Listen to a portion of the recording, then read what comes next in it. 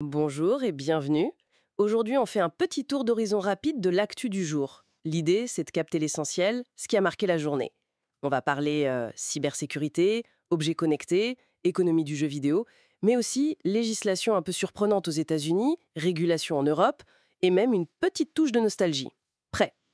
Oui, bonjour. Et c'est intéressant parce que tous ces sujets, même s'ils sont variés, ils montrent des tendances de fond, quoi. L'évolution techno hyper rapide, les enjeux économiques, la façon dont l'info circule, parfois la désinfo aussi, et puis ce petit regard en arrière.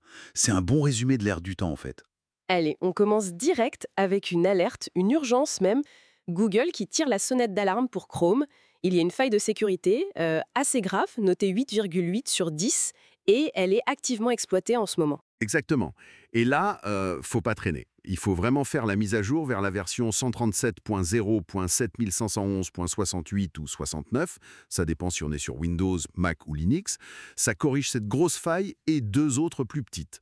Ça nous rappelle qu'il faut être super réactif face à ces menaces. On reste dans la tech, mais on regarde un peu plus loin. Samsung qui préparerait discrètement une Galaxy Ring 2. Oui, c'est ce qui se murmure.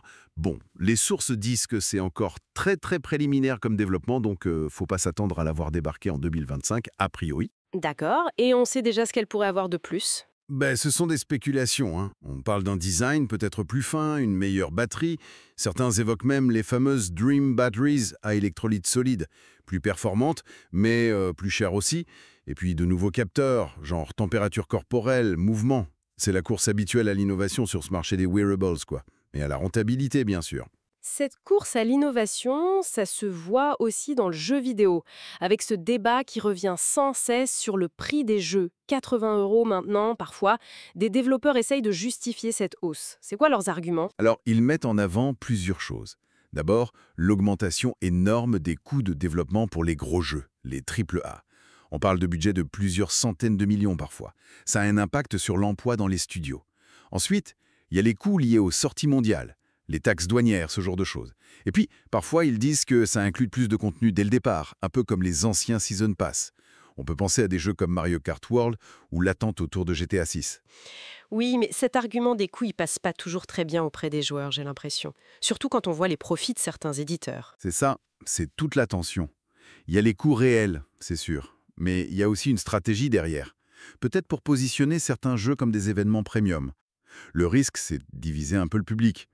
L'équilibre est difficile à trouver entre financer ces énormes productions et garder les jeux accessibles. Et qui dit numérique et économie dit aussi règles, encadrement. Justement, l'Union européenne avance sur le contrôle de l'âge en ligne. Tout à fait. Le but principal, c'est de protéger les mineurs. C'est une obligation qui vient du DSA, le Digital Services Act, la grande loi européenne sur le numérique. Donc ils ont commandé une application pilote à T-Systems et Cytles. Elle devrait être prête en juillet 2025. L'idée, c'est qu'elle permette de prouver qu'on est majeur sans filer toutes ses données perso. C'est une solution un peu temporaire, en attendant le portefeuille d'identité numérique européen, qui lui est prévu pour fin 2026. D'accord. Et ça concerne quel site pour l'instant?